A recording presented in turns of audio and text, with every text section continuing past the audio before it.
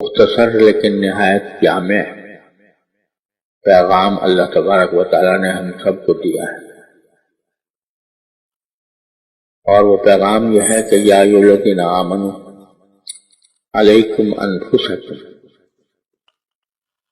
اے ایمان والو تم خود اپنی خبر لو، اپنی فکر کرو، یعنی دوسروں کے اوپر تنقید کرنے کے مشغلے کو چھوڑو اور خود اپنے اوپر تنقید کرو، اپنے حال پر غور کرو کہ تمہیں بھی ایک دن دنیا سے جانا ہے، اللہ جل جلالہ کے حضور اپنے ہر قول و فعل کا جواب دینا ہے، تو دوسروں کے اوپر تنقید کرنے کے بجائے اپنی فکر کرو کہ آخرت میں میرا کیا انجام ہوگا۔ اپنے حالات کا جائزہ لو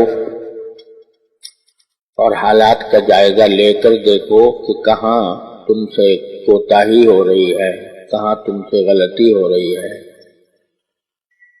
کہاں تم نبی کریم صلی اللہ علیہ وسلم کی تعلیمات کے خلاف کوئی کام کر رہے ہو،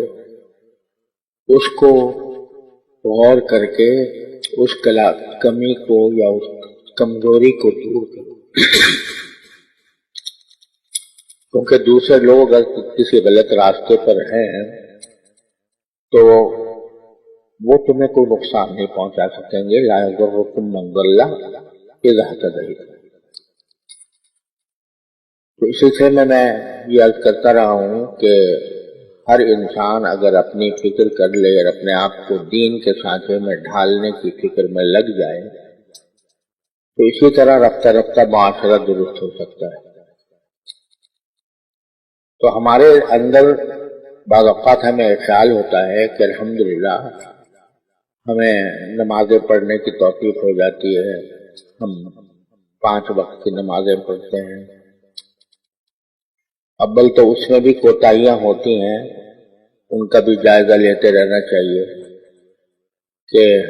نمازیں ہم واقعی اس طریقے سے پڑھ رہے ہیں جیسا ہم سے مطلوب ہے۔ قرآن کریم نے فرمایا کہ نماز کے اندر خشوع ہونا چاہیے، تو کیا واقعی ہماری نمازوں میں خشوع ہے یا نہیں ہے، اس کی فکر کرنی چاہیے، اگر نہیں ہے تو اس کو حاصل کرنے کی طرف لگ جانا چاہیے۔ لیکن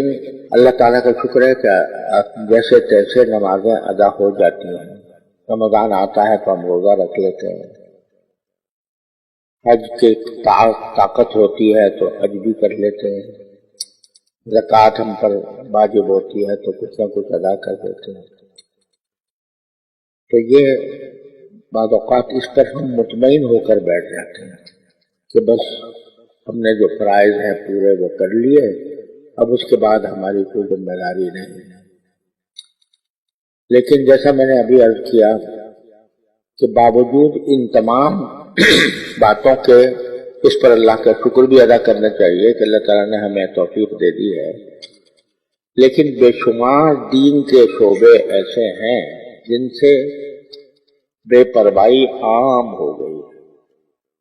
اور اس کی وجہ سے معاشرے میں فساد پیدا ہو رہا ہے۔ آج میں اس میں سے ایک پہلو کا میں ذکر کرتا ہوں پہلے کہ باوجود اس کے کہ لوگ نمازیں پڑھتے ہیں، روزے رکھتے ہیں، سبھی کچھ کرتے ہیں، لیکن ان کا یہ عمل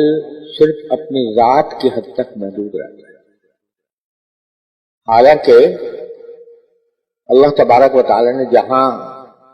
ہم پر یہ ذمہ داری ڈالی ہے کہ تم اپنے آپ کو اللہ تعالیٰ کی رضا کے مطابق بناؤ، سنت کے مطابق زندگی گزارو، وہاں اللہ تبارک و تعالیٰ نے ہمیں اس بات کا بھی مکلف فرمایا ہے کہ اپنے گھر والوں کی بھی فکر کریں، اپنے بیوی بچوں کی، اپنے گھر کے افراد کی، اپنے اولاد کی فکر کر کے ان کی ایسی تربیت کریں کہ جس سے دینی ماحول گھر میں پیدا ہو۔